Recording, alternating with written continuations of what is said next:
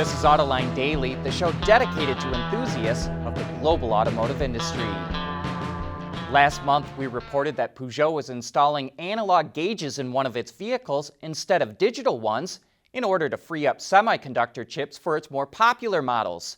But Bloomberg reports it's not the only automaker sacrificing content in order to deal with the chip shortage. Nissan is reducing the number of vehicles with pre-installed navigation by about a third. Some Chevrolet Silverados are being built without a certain fuel economy module, resulting in a 1 mile per gallon drop. Digital rearview mirrors in the Ram 1500 used to come standard, but are now just an option. And Renault's Arcana SUV is only available with a smaller display without navigation, and it's no longer offering wireless phone charging for the model. Another strategy automakers are using to deal with the shortage is what's called building shy. That's where a company builds as many vehicles as it can without the parts that need the chips.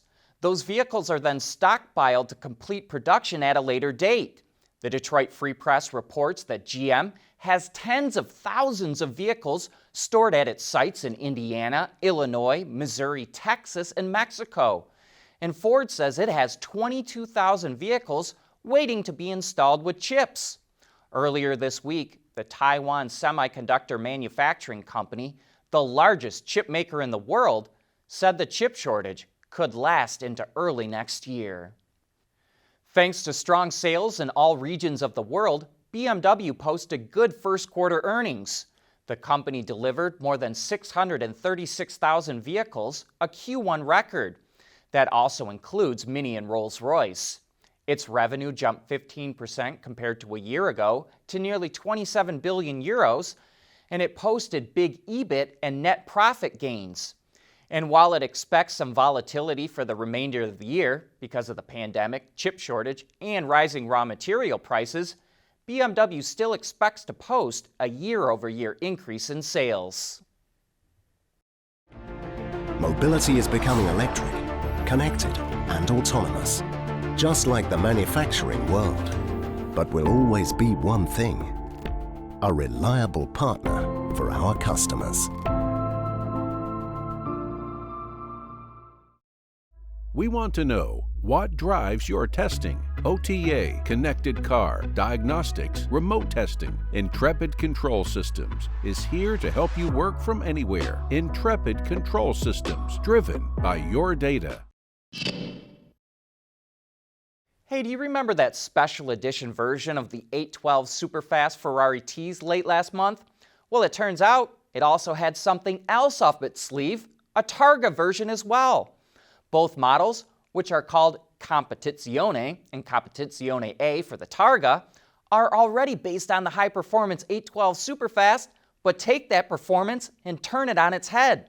The reworked, naturally aspirated V12 now cranks out roughly 820 horsepower and revs up to 9,500 RPM, both records for a road-going Ferrari.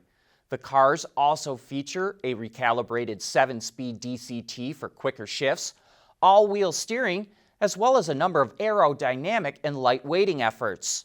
Click the link in the transcript or description box if you'd like to learn more. Repair shops now have another source for diagnosing vehicles.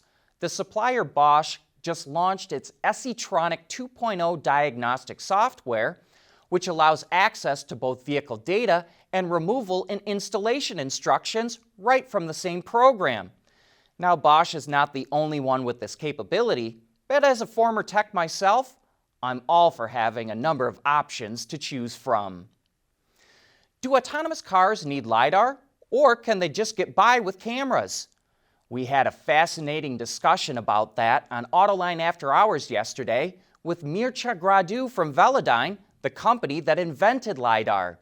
He points out that cameras don't do well at night. In fact, 80% of pedestrian fatalities are in low lighting conditions. Lidar does well at night because it actually shines out light in the form of laser beams. And here's what Mircea had to say about Lidar versus cameras. It doesn't matter truly how you do it if the end result is good. If the end result is not good, then certainly you start to question certain ingredients in your recipe. And we don't want to get to the point where we actually learn that the hard way when we have so many logical arguments and testing available to actually drive a decision prior to anything bad happening. So I think we developed enough arguments, and the industry has enough arguments to justify the presence of LiDAR in a vehicle. In general, it's not just LiDAR. And again, we don't take that approach where we essentially preach about LiDAR being the only sensor on the vehicle. There is a sensor fusion approach that has to be taken, which should include cameras and ultrasound sensors and radar and everything else, along with LiDAR, and capitalize on the best characteristics of each of those sensors. Each of them has complementary features that can help the overall system perform better. I think that's the key and most key point that we would like to make, and the most beneficial approach. Once you eliminate one of those, then you certainly limit your capability to perform flawlessly. And I'll come back to my classic example. What about low light conditions, right? I mean, if you don't have LiDAR. Coincidentally, the testing that we performed was using one of those vehicles that you mentioned, and the results are very telling and compelling.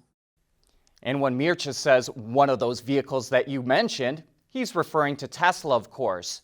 Though it's hard to tell from their video, which came out on March 18th of this year, of testing they did, it looks like they used a Model 3. And as you can see, it hits the test dummy in the street. And this is why Velodyne is calling on NHTSA to include low light conditions in its testing for automated pedestrian detection and braking.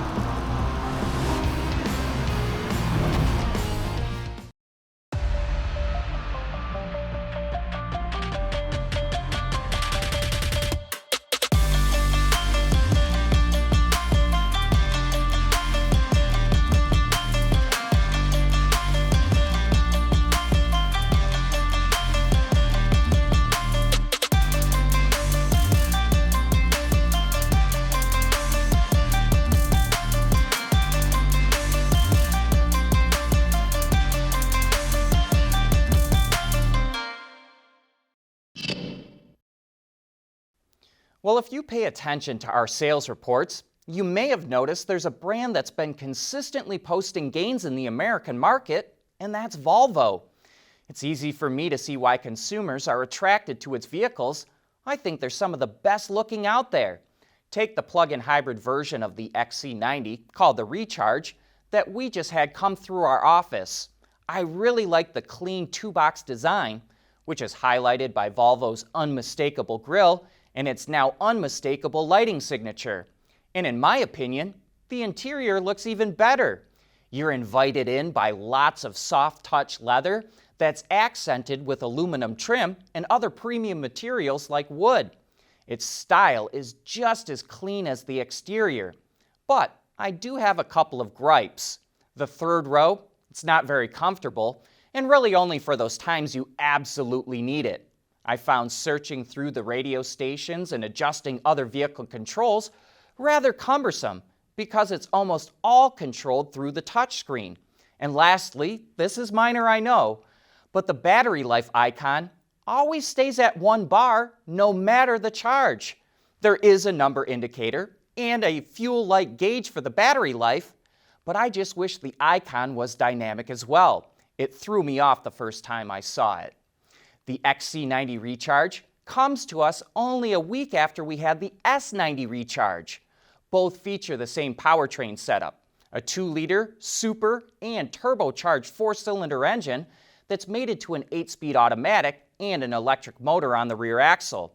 So the driving experience was pretty similar.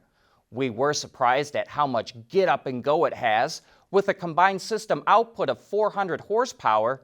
And thanks to adaptive air suspension, it soaks up bumps in the road despite large wheels and tires. While the S90 had an indicated maximum range of 23 miles when we drove it, the XC90 only had 20 miles. It was enough for most of our everyday driving to and from work, but I wanted more. It's harder and harder for me to see past what I think PHEVs really are, compliance cars. I'd rather just see a pure ICE or electric because they're less complex and don't mix two expensive technologies together. The XC90 Recharge we drove was a little over $81,000, which is about 10 grand more than one similarly equipped, but without the battery pack and electric motor. That's the setup I think I'd go for. But that's a wrap for this week. Thanks for tuning in, and I hope you have a great weekend.